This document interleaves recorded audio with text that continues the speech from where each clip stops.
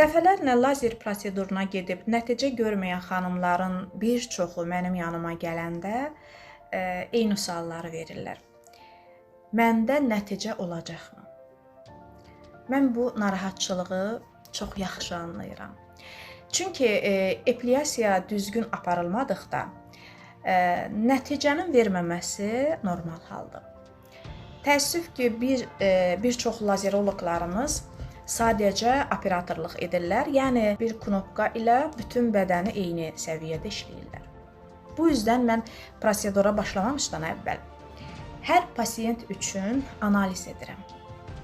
Dəri tipi, tük strukturu, hormonal faktorlar, əvvəlki lazer təcrübəsi, ümumiyyətlə bütün bunlar hamısı nəticəyə təsir edən vacib detallardır.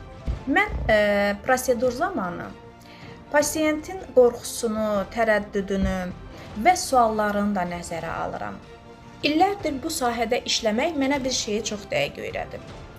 Lazer epilyasiyada nəticə aparatın adı və qiyməti ilə yox, onu idarə edən bilik, təcrübə və düzgün parametr seçimi ilə alınır. Çünki lazerə gələn hər xanım sadəcə xidmət almaq üçün gəlmir.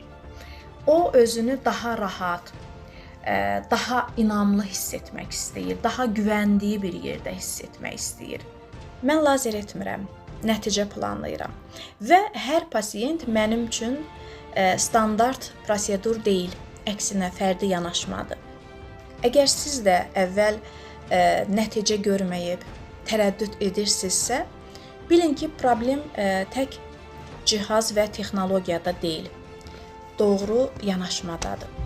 Və onu da bilin ki, düzgün başlanğıc düzgün nəticənin əsasını qoyur.